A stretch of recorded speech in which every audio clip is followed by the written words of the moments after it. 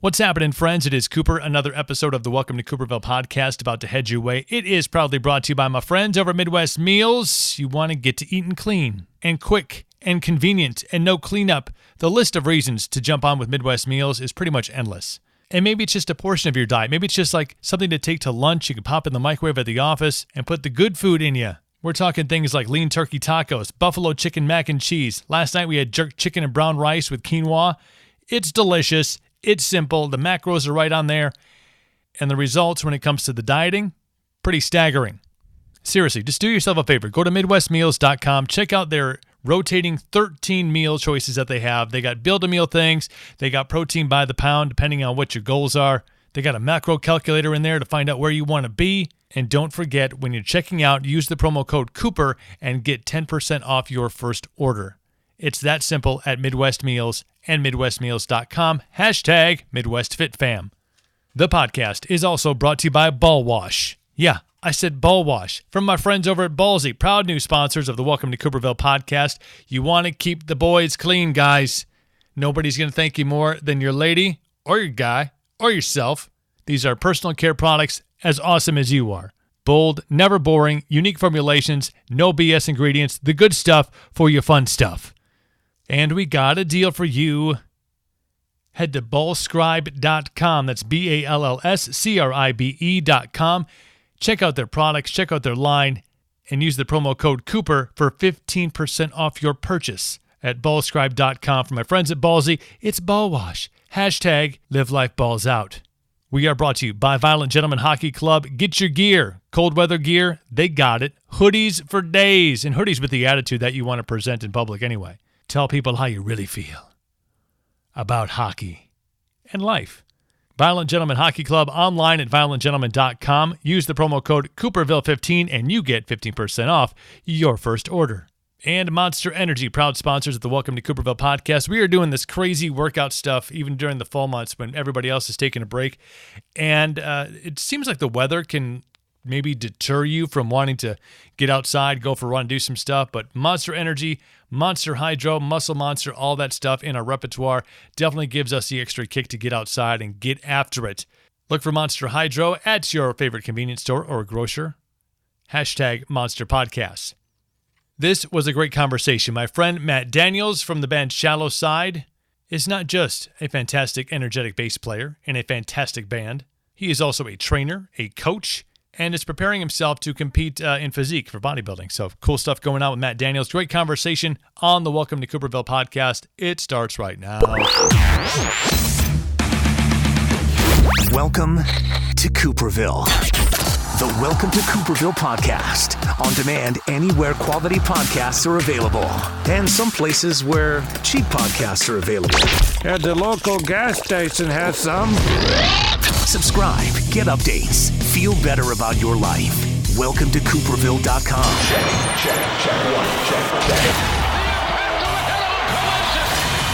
Welcome to Cooperville. Make sure you use a coaster. The wife gets upset when we leave rings on the tables.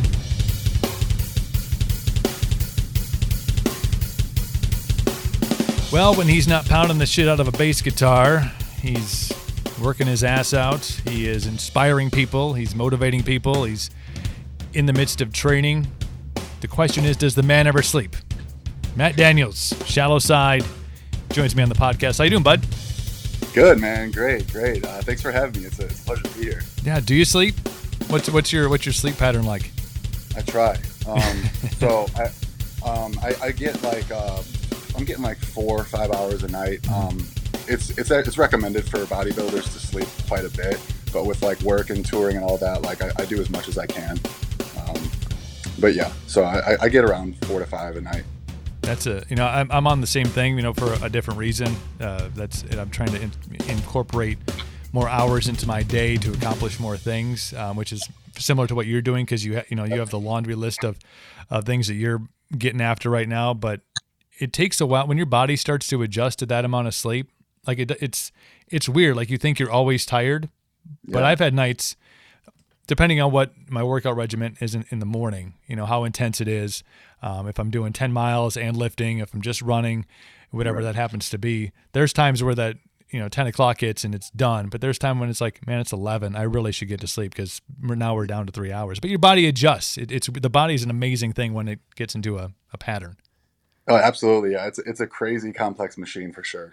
Awesome. Well, I want to take you back to growing up and how the music thing, how the avenues of music opened up to you. I know, Shallow Side wasn't your first venture, and for a lot of musicians, it's not. At the juncture that we have them on the show, there's been the steps. There's the high school band, there's the garage band, and then there's the first band, and then where you are currently. So tell me about growing up. What was life like as a youngster?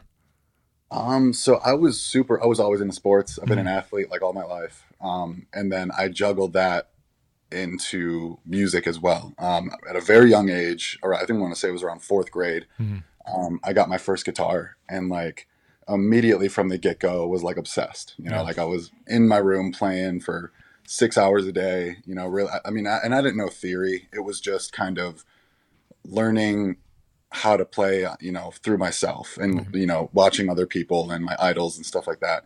So, I progressed pretty quickly. I did talent shows. I did a fifth grade talent show. I did, like the junior high ones, and quickly from there, I was in bands that were pretty serious.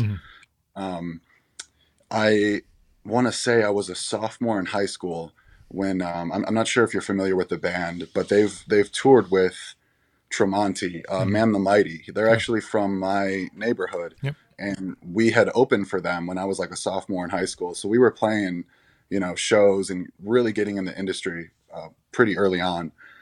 And from there, just high school bands, that had broken up. And then I took a little like detour, actually. Like at the time, I was a senior, always into metal and rock music. And there was like nobody else that was really willing to go balls to the wall, like and chase a dream and go after music. Like everyone was going off to college or, trying to get a degree in accounting or whatever. Like everything was very, like the going with the grain. So at that time, like I was like, well, I'm not going to like sit here and give up because nobody wants to like join me on this, journey. So I had immediately turned to rap. Like I started being a rapper, and I had actually, it got serious. I did touring. I toured for quite a bit. I played with Ice Cube, Limp Bizkit, like Hollywood Undead. Like I did a whole bunch of stuff like that for a while. And when I was with that band, I was the singer, like rapper. It was like a Hollywood Undead kind of thing. I had toured with Shallow Side and the former singer of Hinder. And when we were on that run, I was going through lineup changes and issues and, just structural problems. And I know that they had a member who was also on his departure out at that time. So it wasn't public, but they were looking for someone. And on that run, they just saw me, like just going through the shit, like owning it. That tour alone, I want to say it was 3 weeks long. I had 3 drummers on that tour and did not miss one show. Oh man, that's oof. Yeah, it was rough, man. It Thanks. Was really rough. So we made it through. I'll never forget the tour manager for Austin Winkler at that time came up to me because we hadn't spoken but like a few like hellos, through load-in and stuff like that. But that at the end of it, he was like, I just want to say how impressed I am that like you guys did not drop off this tour. Like, he's like, what'd you guys have? Like 4 drummers on this? And I was like, yeah, pretty close to it. Yeah. And we pulled through, man. And I think that showed Shallow Side, the kind of like work ethic and care that I put into my craft. Right. So from there, I was a singer. I've never played bass before. And I just wanted a chance, I wanted that shot. So I was like, listen, if you guys need a banjo player, I'm going to learn how to be the best banjo player there is. I can see that. I picked up the bass and I practiced nonstop for about 2 months, learned all their entire discography, everything. And the week before our first tour, I went up in Alabama, practiced with them. Like we had a couple sessions and then the madness started. I hit the road and we were touring pretty freaking heavily, and it's been nonstop ever since. You mentioned the word obsessed in there, and it's a word that I gravitate to a lot myself, and maybe more so as of late. because I think that, and that shows, I think in that whole storyline that you mentioned there, is that even when you got started, became obsessed with the guitar, became obsessed with music, really focused, driven, and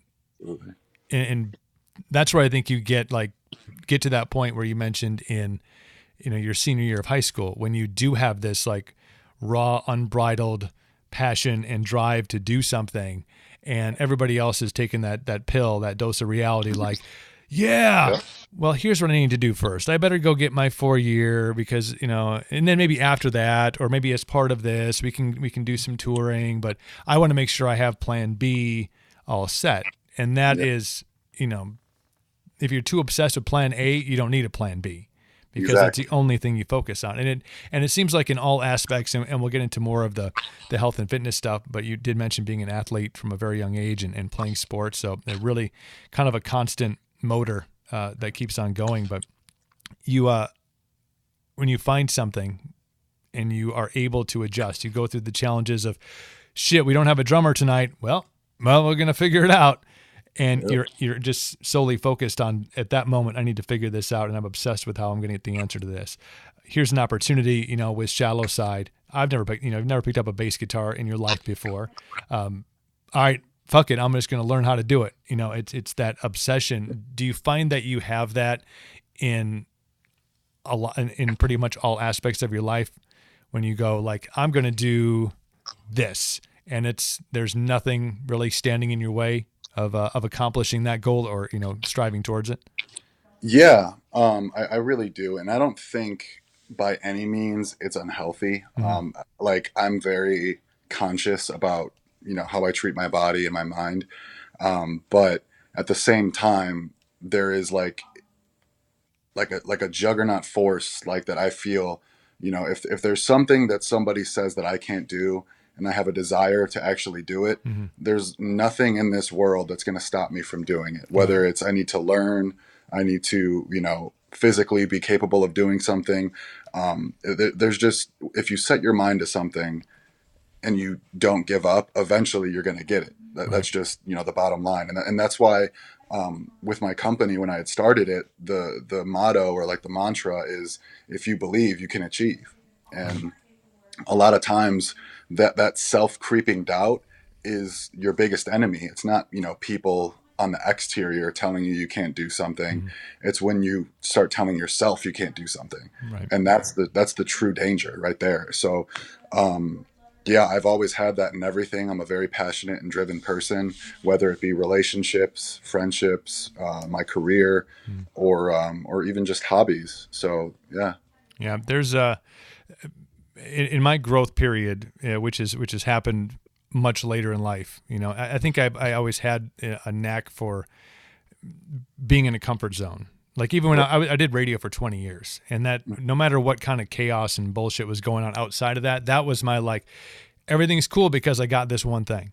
I had to learn in really in the last 8 months to get out of that comfort zone. And I think once that happened, like, the floodgates open, like 38 years of like pent up, shoulda, coulda, wouldas, cans and can'ts, kind of just came all flooding out. And the more I've been kind of getting into this and reading and learning, and like you said, just kind of becoming obsessed with like, ooh, this, I'm going to do that. Yeah. You start to be able to figure out, like, for me, for 38 years of my life, I was never fully self-aware. Self-aware of your thoughts, self-aware of your body, being present in a moment. When you start to like really figure out, like, man, you are in control of your mind. For a lot of people, and for me, for a lot of years, my mind was in control of me. Like, it would kind of make decisions, and I was like, oh, I guess that's what we're doing. I really don't want to do that. It doesn't matter. My mind made itself up. Yeah. And it's a process. It's a process to get to a point where you start to be able to control your mind and you mentioned the exterior, the things around you. Like, ooh, well, I got this group of people that says this is a really risky choice, or this business opportunity is something that's they want to keep you in that comfort zone.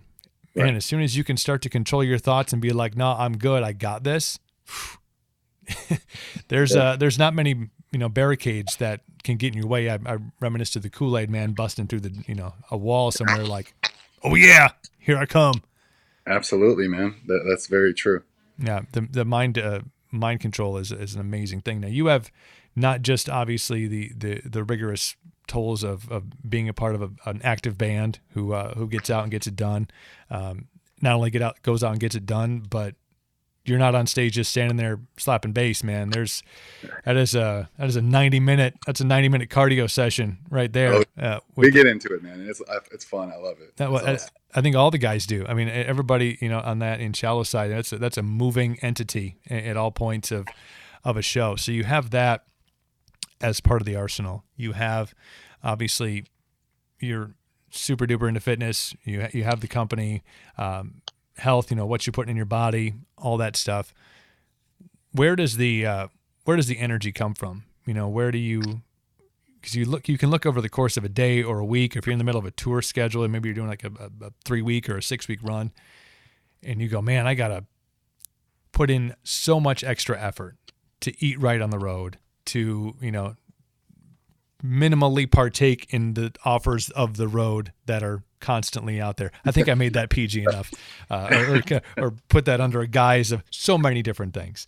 And then also to keep up, a workout regimen and a fitness regimen while on the road. I mean, where do you find that energy? Where do you tap into? I guess, the best way that I look at it, and there's several different viewpoints that I have that really help. I think it's like a culmination of a lot of different things. Mm-hmm. But the go-tos that I think of, like when I'm tired, is one, where am I right now and where do I want to be in 10 years? Mm-hmm. And that's something that I think is something that terrifies me in a positive way. Right. Whenever I start to feel that, I like to call it weakness. Whenever I feel that creeping up on me, like, I just want to give up, or I'll take this day off, or, I'll eat this cheat meal or whatever. I notice that that's where habits start. That's where that voice starts getting stronger. The more you feed that, the stronger and more powerful it gets. So to me, in my competing right now, this is going to be my first competition ever, and I'm going up against guys that have been doing it for years. Right. So what I think of is, when, let's say that they're having drinks or whatever, because like I've been sober, I haven't drank, I want to say, in about 9 months now. Congratulations. When like that, comes up to me and is offered, I think like, dude, there's going to be some freaking kid in like India or China who like literally his entire religion is against that, and he lives his life in the gym, being disciplined, like everything. And like, what's my excuse? Right. Like, I'm going to sit here and like, so, and you start to develop, fans, and like, I have clients that look up to me as well. And like, I value that so highly that I want to make sure that, they continue doing that. Like, I don't want to be someone who's like, like, sorry guys, like, you know what I mean? So, to me, I get tired. I do. I'm a human. Like, there's times where I have no motivation at all, right. But that's where the habit kicks in. And I'm like, look, I know I'm tired, but am I going to do this or am I not going to do this? And that kind of just gets me up and I just go. It's like the fight or flight kind of feeling. Yeah, absolutely. You mentioned, what is you in 10 years, where you want to be in 10 years. I think I was just introduced to future me recently, and that's a complete mentality thing, and it will take you, and you're probably well aware of this, into places you didn't think that you could go physically and mentally. Absolutely. My big thing is I get up super dumbass early, like 3:00. Yep. That's my time. And like you said, there are days that I'm like, fuck this. It's cold, it's nice and warm under the sheets. I could, man, just snooze for a little bit, give me another 15, give me another 20, give me another hour. If I get up at 4, like I have 3 hours.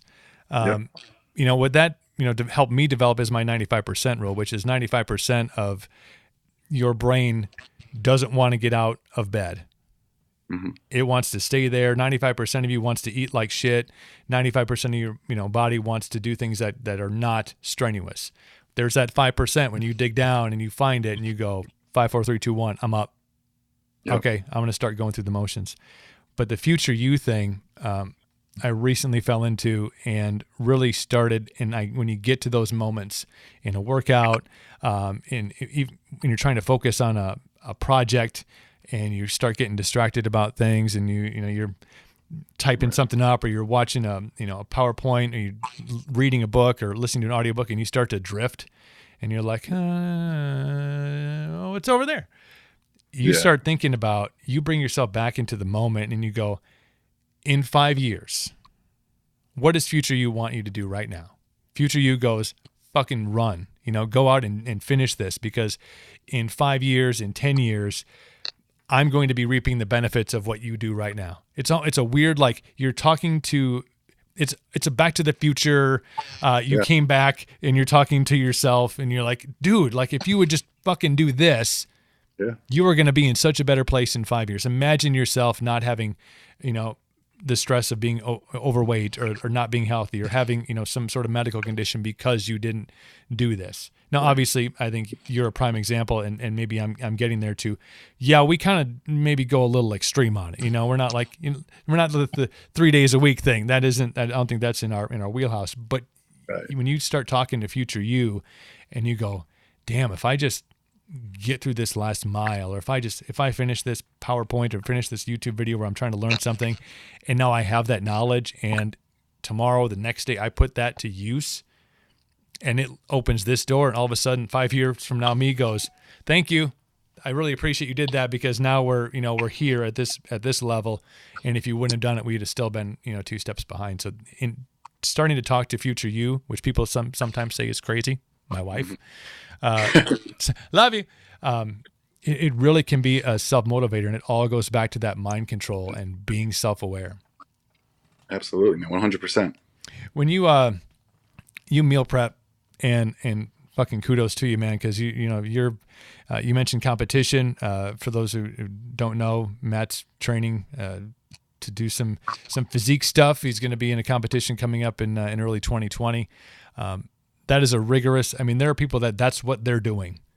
They are like solely focused. I've had a couple friends who've competed on a scale, trying to get their pro card and stepping into an arena that they're not used to, and that is their fucking thing. They are in it.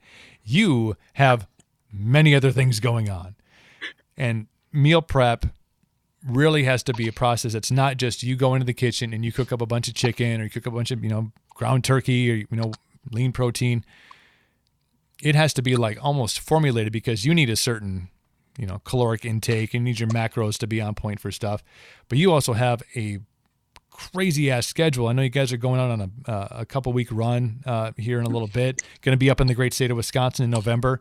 You're brave souls. It was 23 degrees when I was running this morning. But you have to really be on point with that meal plan. And that's where a lot of people who are even just trying to start either a weight loss thing or trying to start putting good things in their body, that's where the struggle is. What kind of things help you or have gotten you to a point? Because obviously it's a learned process. Get you to a point where you're like, yeah, my meal prep is on point. A lot of it, like just knowing that I have meals ready to go, like it's a lifesaver. Like I don't have time to cook a meal, like a dinner, a breakfast, or whatever. And like now that I'm on a competition diet, I'm eating full meals 6 times a day. So it's like, do I have time? Like that's 3-4 hours of cooking, each combined with each meal. So I looked at it and I was like, there's no way in hell I have time. So what I did was, I looked up all of the measurements, ounces, grams of protein, all that kind of stuff. And I just plan out like 6 days. Like I'll cook the entire week, which it's a hell of a lot of meals. It's like 48 meals, something like that I'm eating a week. So I got all my Tupperware. I got a mini fridge that I'm actually taking on tour with me because I don't want to be a burden on the guys. Don't worry, I brought my own fridge. Yeah. So yeah, like it definitely, it makes my life so much easier.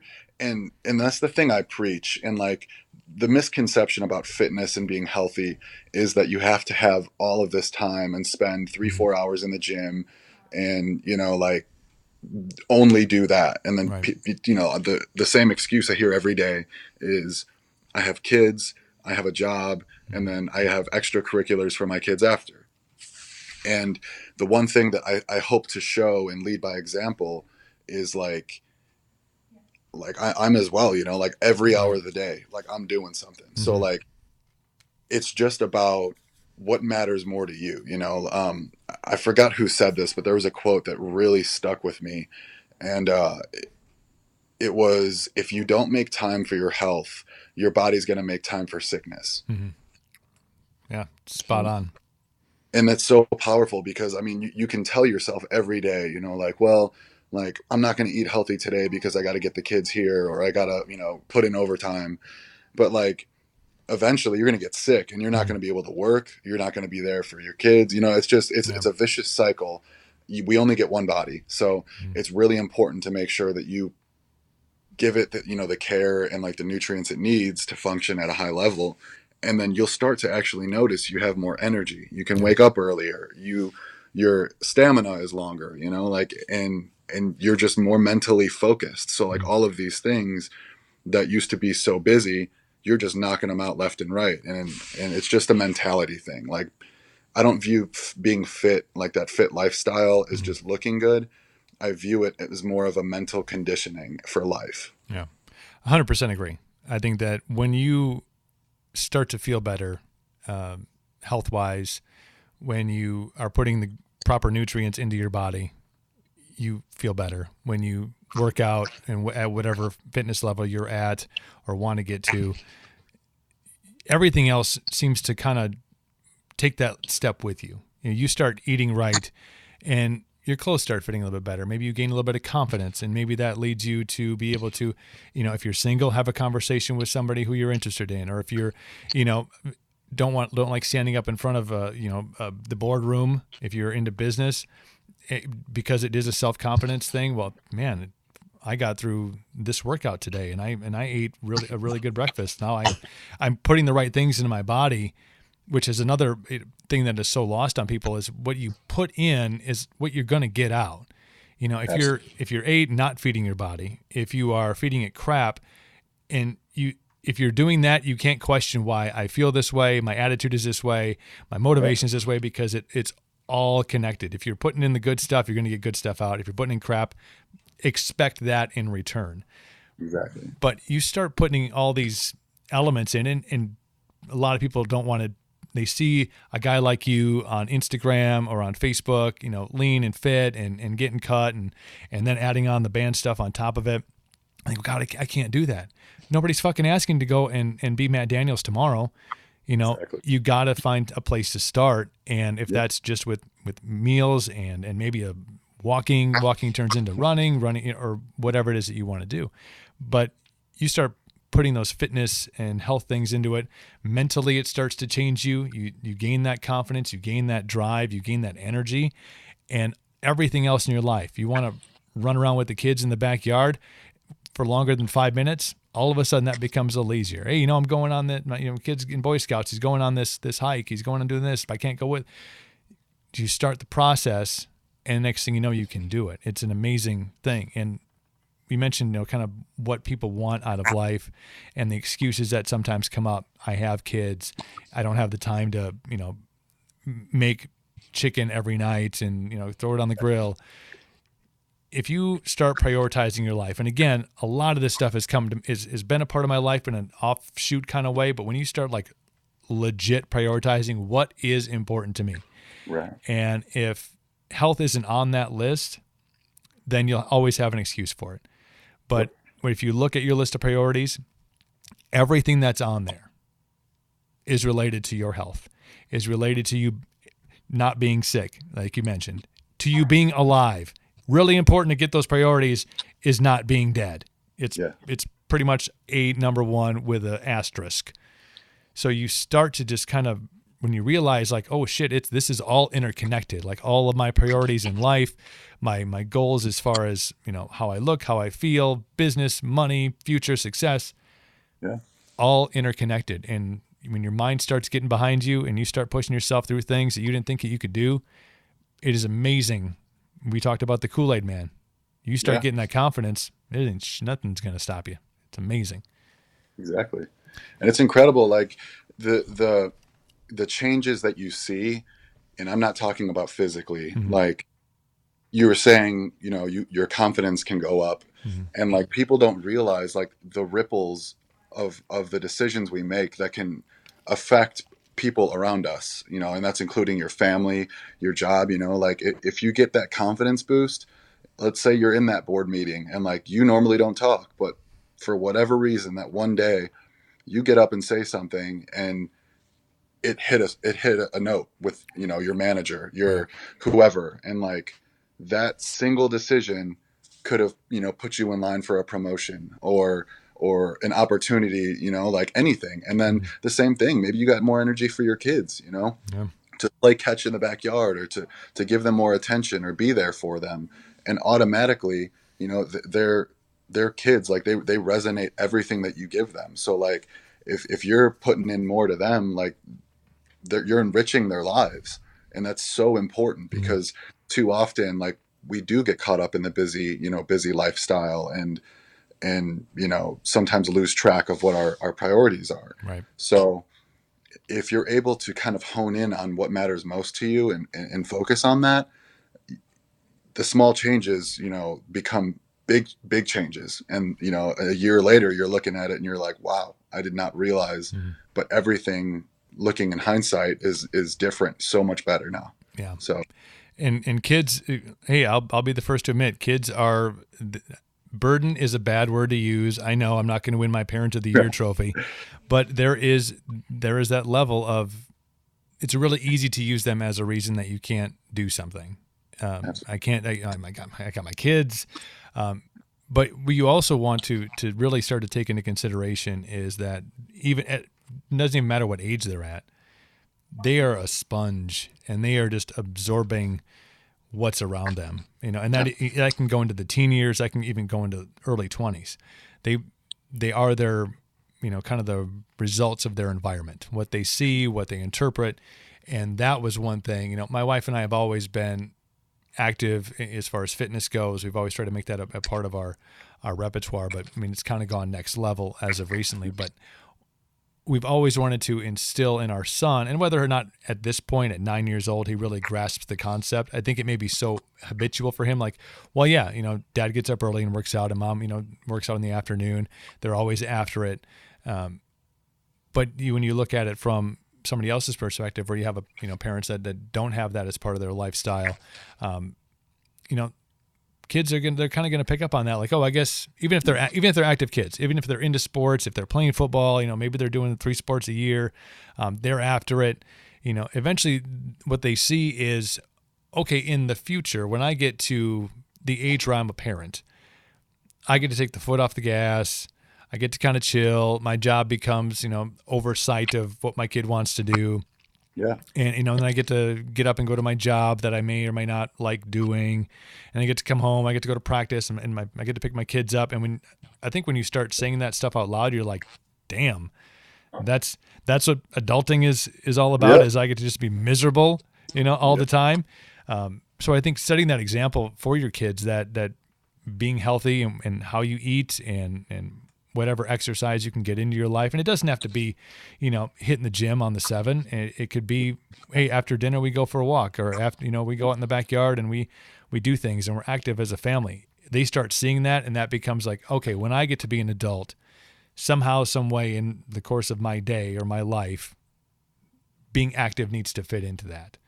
And Absolutely. That just creates better, you know, generations that are not dealing with obesity rates that are, despite what you hear about all the vaping stuff that's killing off everybody, or SARS or the freaking swine flu, you know, like obesity, heart disease, all these things are still pretty much the major killers in running rampant. It's crazy. But you don't, like, rarely do you hear about those kind of things on the news anymore, because it's always like, what's the hot trend? Like, well, I may not exercise, but at least I don't vape. Like, okay, great. Right now, it won't be one of the 12 that we lose in this epidemic, but you have a lot of things going on, and obviously inspiring people. You're on Instagram. We'll put the links in the show notes. Everybody can jump on and follow you to get that extra motivation. But when you have somebody that reaches out to you and wants to start their journey, they want to, like, hey, I got to get my life together. I need to get, and I want to start with, following some of the ideals that you have, implemented in your life. What is some of the advice that you give people as they get started on this path to a healthier them and to a better human? I think the first step that I take, and I truly believe that this is what separates like what I do from your typical like online fitness trainer that you see every day, is that like I don't pitch a product. Like I don't pitch like, like doing my program is going to get you ripped. What I do is I lend them a hand. Like ultimately it is absolutely 100% your responsibility to put in the work and do, what it takes. And I kind of give people a range of tools. Like there's not one way that's going to make you, be what you want to be. You could do CrossFit, run, walk. There's so many things. There's not one thing. So what I do is I tell them like, in short, like I'm here for you. Right. If you run into issues, like let me know and I'll walk you through it. Like sometimes so many people, they just feel like they don't have someone there to pick them up when they fall down. Yeah. And that can be something that, like is very hard, especially when you're dealing with a self-defeating attitude. Like sometimes you just need a kick in the butt. And essentially that's what we start off with. It's, like we're going to get this habit going for you. And if you run into trouble, like don't just not say anything, like reach out for help. Like when you reach out for help, that's the first step towards realizing that like, all right, like I'm actually, like I'm not perfect. Nobody is, but I can make a step towards being better. Yeah. And that is huge. Like when people realize that they're capable of more than they expect out of themselves, that's the biggest first step they can take. Right. People get very fearful, and it's almost human nature, but I think it's something that is instilled when you're very young, that failure is this negative thing. Nobody wants to go out and try to fail. Nobody, if teams that go to the Super Bowl, they don't go out there to fail and not win, and hoist the trophy. Failure is where growth happens. And you, as somebody who, hits the gym, to failure is a thing that runs rampant in gyms.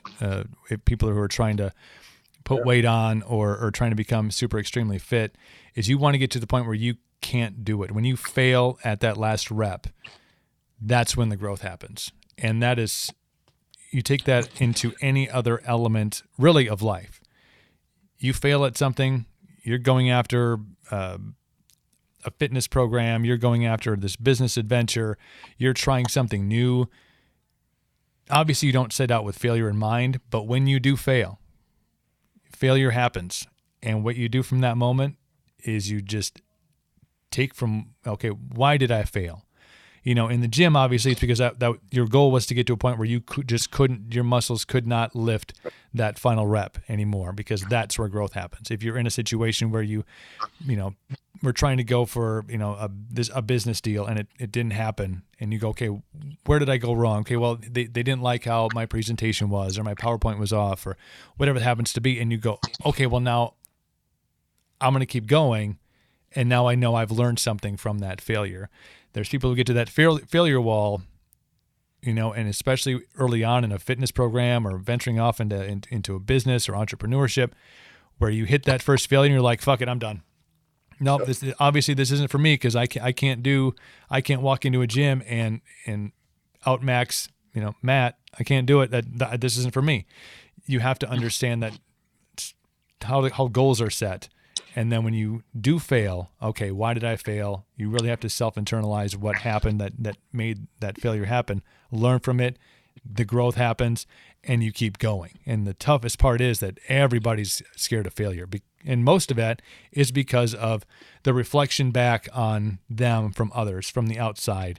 People are saying, see, I told you, you shouldn't have gone off and quit your job and started doing that thing. I told you that was dumb. Look, you failed. You can shut them out. you can learn, and that's when you grow. Yeah, absolutely, man. 100%. A lot of guys and females, everybody, mutants, aliens, anybody, they find people to gravitate to for inspiration. Who are some of the people that you go, books that you read maybe, or people in the fitness industry, or even, in the musical world that you kind of go, yeah, they have this trait now, and I think I should try to pick up on that. Is there who out there inspires you? As far as entrepreneurship, I think there's a couple people, like you get the big names, like obviously, Gary Vee and Tony Robbins and like a few of these guys. And then like in the fitness industry, a lot of the Olympians, like you get Arnold Schwarzenegger, obviously, but there's actually a few that I know personally that compete, and he won Mr. Olympia last year in men's physique, was Brandon Hendrickson, and he's a local to Chicago as well. Nice. So I look at, what he does a lot. Like, I don't like to pin it on one single person, because I tend to find that, like, with respect that you give somebody, and like, you let's say you idolize them or whatever reason, you realize that, people aren't perfect and they're just humans. Right. And the biggest thing is realizing that about yourself, and then also knowing that you could be in the same position to somebody else. So the way that I look at it is like, if anybody, it doesn't matter like what field or what, level of knowledge, like if they know more than I do, and they're more skilled than I am, like I automatically I'm drawn to it. I'm just right. like, well, what's your work ethic like? Like, tell me, like, I'm interested, like, what got you this education or information. So it's just having a very inquisitive mind and wanting to surround yourself with people that are consistently better than you, right? And not for a reason to like use them for knowledge by any means, no, but because you don't realize like the ideas that you can bounce off one another. Like you may learn a ton of stuff from your idol or whatever, and then you might say something that like maybe he didn't even realize, and he was like, wow, I really lost that part of myself. And you kind of brought me back, and like, thank you for that. So it's just always about bettering each other, I think. And that's something that's super important.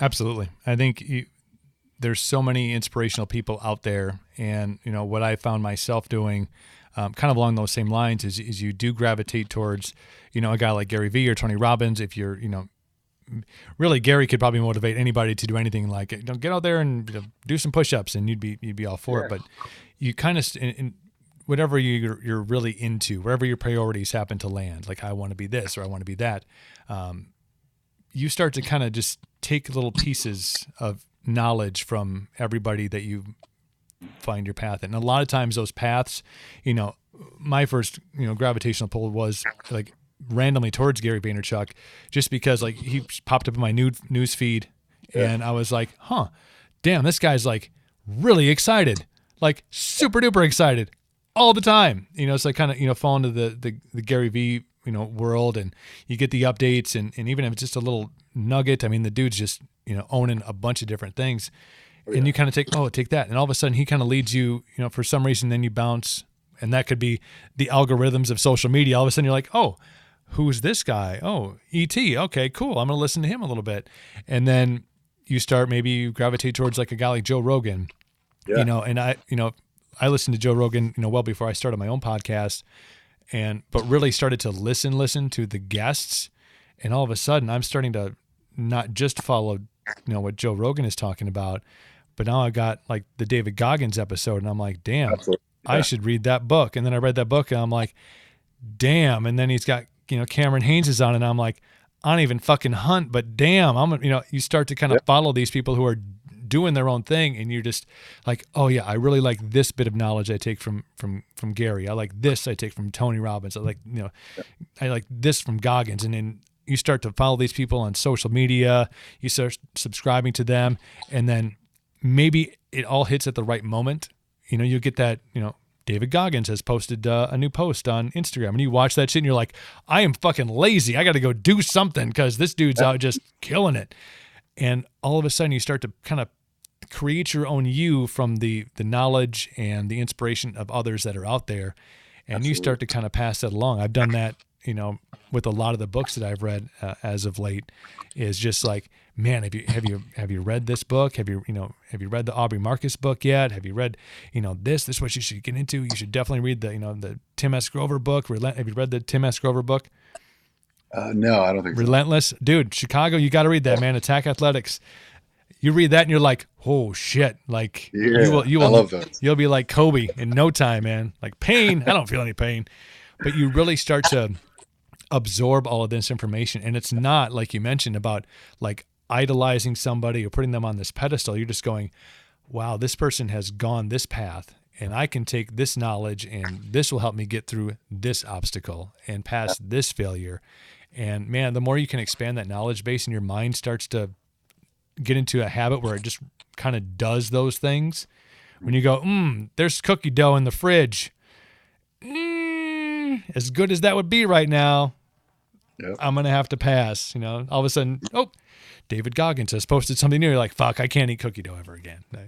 But I think having those, bringing those things into your life. And I was, not that I was always a skeptic of it, but I was like, yeah, The Secret and fucking reading motivational guys. Yeah. Tony Robbins. Yeah, whatever. And then you like start to envelop it.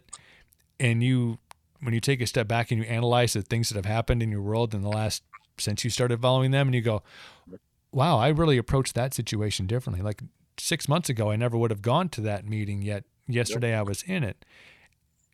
And the light bulb goes off. You go, I'm starting to implement these things into my life, and it's making me a better human being. Absolutely. Yeah. Crazy. I mean, you like the content itself, like you said, like there's so many people that are like, motivation. It's just consistently spit out and splurged out. But it's not about like, that you watch this and all of a sudden your life's going to be better. Right. It's what you take from it and like subconsciously put back out into the world. Like not everyone can be a stock market guru, like you can't go to a Tony Robbins conference and then make $1 billion the next day. Like it's not going to happen. Right. If it does, more power to you. Like, let me know your secret. Write the book, write the book and sell it. Yeah, seriously. But yeah, it's about like what you take from it and develop into your own habits, like, and whether that's, like you said, like not, eating cookie dough at, 1 a.m. or, getting up and working out or putting a little more effort into your job or your family, like that stuff, it turns into a bigger spiral that eventually like it could change your whole life. It's just a mindset thing is the actuality of it. Right. Mindset is spot on. I mean, that is so important, where your head's at with everything, and especially most important during those 1 a.m. trips to the refrigerator. Oh, yeah. You really, because that's, at weak points of the day, weak moments, something else goes on in your life, negatively, bad day at work, kid has a bad day at school, somebody cuts you off in traffic, all these like negative things put you in just kind of the state of weakness. It could be momentarily, but times of the day, but at 1 o'clock in the morning, if you get up really early, it's like, oh, it'd be nice to go back to bed. All these points of weakness, once you start to, and I'll reference the Goggins things, callous your mind into like, no, you're stronger than this. Like rational you in a good state of mind would not make this bad decision, or would not let some asshole cutting you off in traffic ruin the rest of your day. And when you start to really think mindset, and then you start to include other people's mindsets into it, like, okay, that guy who cut you off could have been an asshole. It just could be his thing. Maybe he was in a hurry. He was trying to get to his kid's soccer game. Maybe he, lost his job. When you really start to contextualize what others around you in the environment are going through, you kind of go, I really have no control over them. Yeah. I got my own mind. Everybody's going through shit. That's the bottom line, is everybody's going through shit, and everybody's either putting on a front or they're cutting you off in traffic. Mindset. Yeah. How do I get through this particular moment to better myself? It's the mind is an amazing thing. I think we should write a book about that. Maybe. I agree. That'd be a bestseller. So we talked about this in the open, and we touched on it a couple times during the course of the podcast, but you are in training for a competition coming up next year. Tell me about the competition and really how you got to a point where you're like, that's what I want to do. And then the steps after that. Because some people run a marathon, they run it one time, like I ran a marathon. Some people are like, I ran a marathon, now I'm going to do a marathon and qualify for Boston. And there's some people that go, I did a marathon, I qualified for Boston, now I'm going to do an ultra, or now I'm going to do a Spartan. You know, there's people that kind of just, this is a step up the ladder. Whereas, how did you end up, you know, focusing on the competition side of it, and where does it go from after that? Yeah. So, it started, I had it was a crazy kind of transition. So after touring quite a bit in music, before I joined Shallow Side, I had gotten sick, just touring, you know, not sleeping well. And I had gotten it was like a simple virus. And then I was on a drive home back from New York. It was like a 15-hour drive. I did the whole thing. My back was friggin' killing me. So I went into the doctor and, just, you know, to like get a checkup, get some medicine, get better.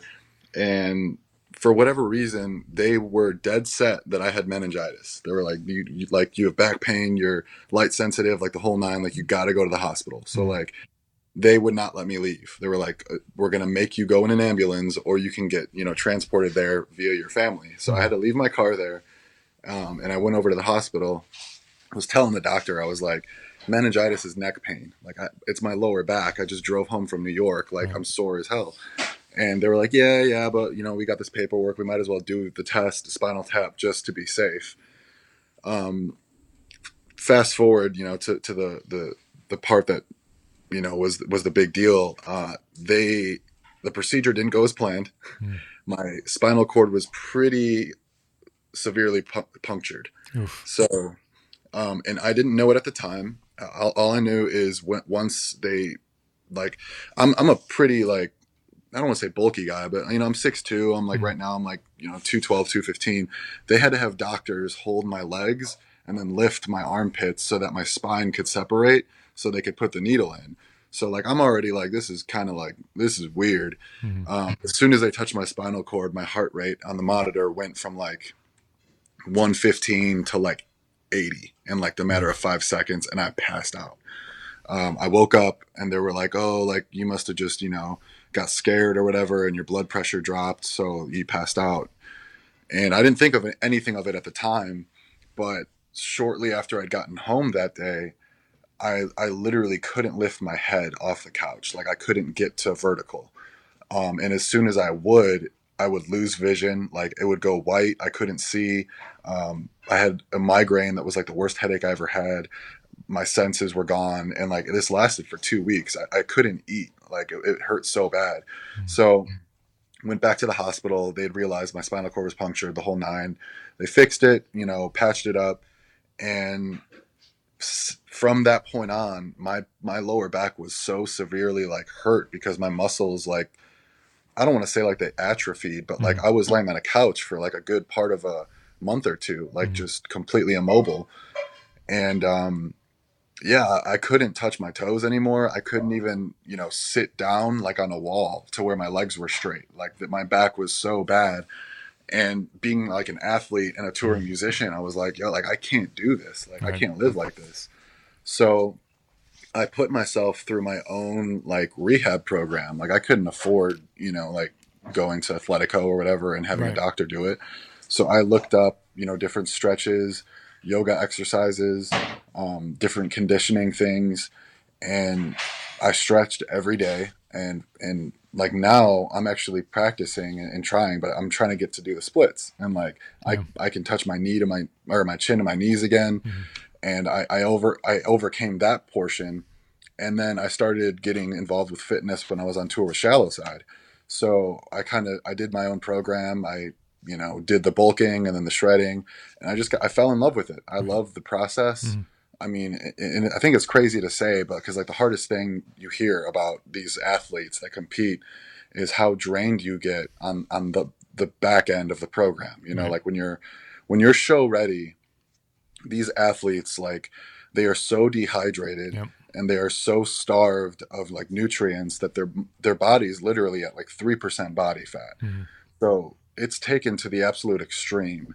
And then you're expected to go out on stage, flex your absolute hardest and hold this pose for like 3 minutes and like smile while you're doing it and not even breathing. Yeah. So I just, the more I looked into it and got familiar with that, like I was just so drawn to it, like I did my own program and I had my clients that were also kicking ass and they're doing a great job. And I was like, like, why not, why not strive for more and kind of, show people that it is possible. Like no matter what, like you can go out and keep, raising the limit and raising the bar for yourself. So I made that decision and I decided, you know what, I'm going to compete. So I decided last year, I knew that a year wasn't going to be enough time. Mm-hmm. So I gave myself about 2 years. So I did my one program last year and then I started hiring, I got coaches on board now that are helping me out as well. Because it's like a whole nother level of, preparation. So I'm working with the same coach who was last year's Mr. Olympia. It's his coach. So he's like, running me through it. I'm doing 2-a-days. I'm like dieting like crazy. And I love it, man. Like I love the battle, the mental battle is what, gets me going. Like it's not about, for me, like the muscles and flexing and the attention or the fame or the fortune or anything like that. It's just continuously being better than the person you were yesterday. There's something to be said about those who go through that rigorous training, because it's extreme fitness. It's pushing your body to places that mentally you don't think it can go. Obviously, your limitations are much higher than what you think that they are. But when you go through something like this, it's not just the activeness. It's not just the 2-a-days. It's not just the bulking and shredding at the same time in the shred. And then, like you're down to like drinking a thimble full of water on that last day. It's a lot of it is mental. It's you can get to a point where you're like, shit, is this worth it? But when you have kind of that, again, this will be a nice little bow on this package here. But when you talk about having that kind of obsessed with the results personality, like, like nothing stops you from fourth grade picking up a guitar and by fifth grade you're in the talent show. Nothing stops you from going on tour, a significant tour with Austin John Winkler and Shallow Side, and we don't have a drummer. Fuck it, I'm gonna figure it out. To never picked up a bass, obsessed, gonna figure it out. Going through a huge life-changing, medical issue and having to overcome, really something that could have taken away what was your obsession, take away that live performance where you thrive. I've seen you on stage before. You're not standing up, with the stand-up bass, just dun dun dun dun dun dun. Yeah. That ain't the show, if don't buy tickets if you don't want that. But when you have that results obsessed thing, the challenges still suck. Getting up in the morning and running sucks. But you embrace that suck and you go, yeah, but guess what? Future me, is going to be standing on that stage completely dehydrated, but just confident and shredded and not just for that moment, but for the work that went in to get you to that point. And then you take the next step up, and it's an incredible journey. I applaud you on it. It's really, if you have that, here's the other bow, priorities. This is something that you want to do, make a part of your life, and it's a priority to you. There'll be no excuses, and you will find a way to push through it. Tour schedule, God, who knows what those Alabama boys will fucking throw at you, next time around. That's true, man. Be like, well, Seth cut his finger off doing some sort of thing, so you also have to play guitar and bass at the same time. Yep. But it's really, again, when you just have that obsessive personality about wanting to keep forward momentum in whatever path that you're on, I think it really, there's not limits to what you can achieve, and kudos to you for, piling it all in and getting after it, man. It's inspiring, and I know that you're inspiring people, and you're inspiring me, so I appreciate it. I appreciate that. Thank you, man. Thank you. Awesome, man. Hey, thank you for the time. We're going to put up all the links in the show notes. People can follow you. Obviously, follow the band. Tour schedule is up for the next run. I know you guys are going to be, I think, in Wisconsin Dells in a couple of weeks. So may have to make the trip down to the middle of the state. Not a good time of year, though, to ride the wave at Noah's Ark. It's going to be a little chilly, but, you know. We're used to it, man. We're used to it. Yeah, I was going to say, we're up here. It's always cold, you know. My wife's like, it's cold. I'm like, it's always cold. Once you get past, September 1st, it could really be anything. It's a Midwest thing.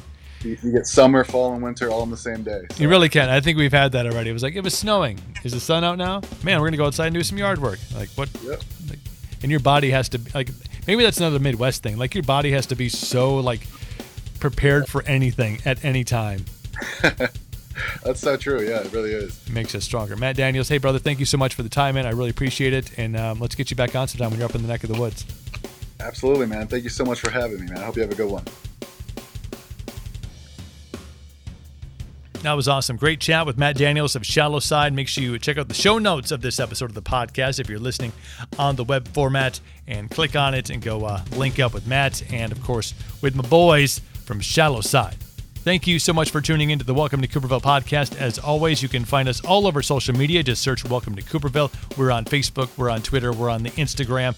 Get behind what we got going on. Also, wherever you're listening, whatever platform, if you're on Apple Podcasts or Google Podcasts or Spotify or Stitcher or the iHeartRadio app or wherever it is that you listen to the podcast, be sure to subscribe.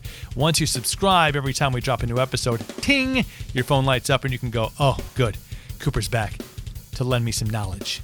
Subscribe wherever it is that you listen. Finally, I have to say a big thanks out to my friends over at Holistic Remedies. They got your CBD needs taken care of. HolisticRemedies.net is the website. Go there, check out their stuff, order, use the promo code Cooper at the end, and get yourself 10% off. It's that easy. HolisticRemedies.net. See ya.